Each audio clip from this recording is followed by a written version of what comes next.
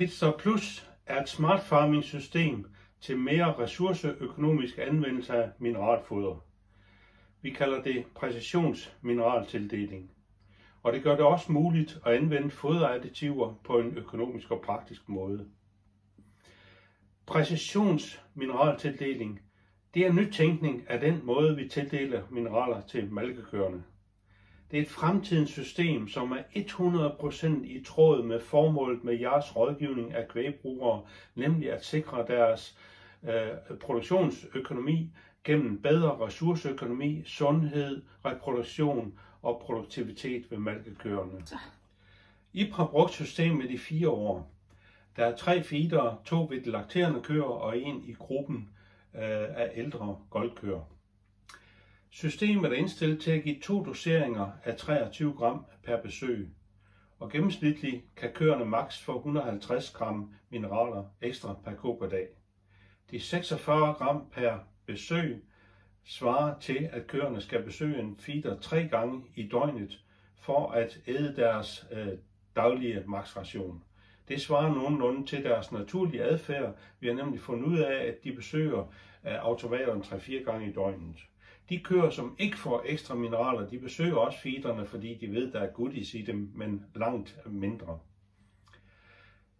Der er meget ro omkring automaterne, og faktisk har Strathclyde University analyseret sig frem til, at testkøer, der får ekstra mineraler fra systemet, de lå mere ned og drøvtykkede end køer, der ikke fik ekstra mineraler. Systemet er synkroniseret med kvægdatabasen, så I behøver ikke registrere køer og deres kældningsdato i appen, og systemet kører helt automatisk med de indstillinger, der det er opsat med. Der skal naturligvis fyldes mineraler på en gang om ugen. Som I ved, kommer der med jævne mellemrum indlæg fra firmafolk og konsulenter, der er uenige, om man skal bruge typemineraler eller gårdmineraler. Jeg mener, den diskussion er forfejlet, og begge fløje har lige meget ret eller uret for den sags skyld. For man kan med hverken typemineraler eller gårdmineraler tildele mineraler jævnfør koens behov gennem laktationen, når der anvendes en form for TMR-fodring. Lad mig illustrere det med nogle figurer. Den første figur her er baseret på en analyse SEGES lavede af IPS foderration.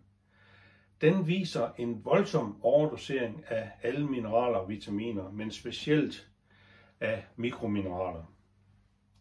Når vi så viser overdoseringen i forhold til behov gennem laktationen, ser det sådan her ud. Meget, meget voldsomt.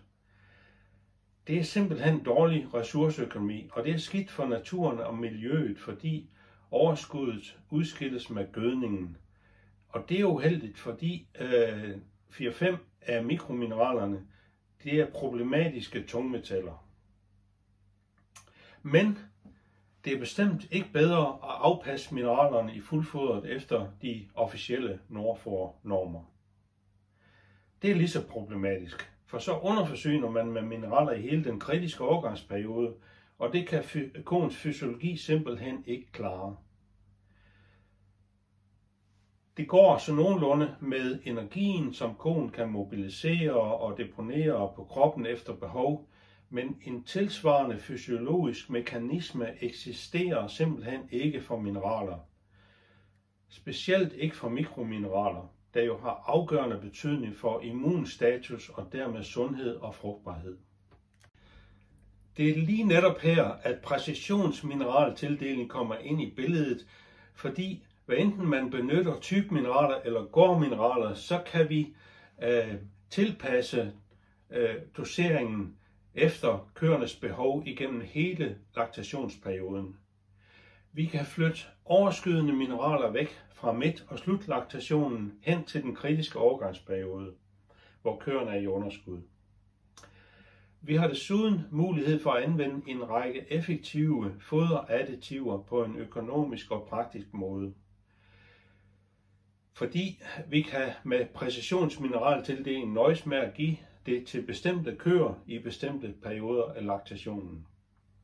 Det er for eksempel vombeskyttet kolin og vombeskyttet aminosyre, som vi alle ved har en fantastisk effekt på overgangskøer, men som samtidig er meget dyrere. I har fået en brochure, der viser effekten af systemet registreret ved praktiske forsøg hos Ib og en tysk besætning. De viste effekter, som jeg er voldsomt stolt af at kunne fremvise, er blot et resultat af at tildele køerne i den kritiske overgangsperiode nogle ekstra mineraler.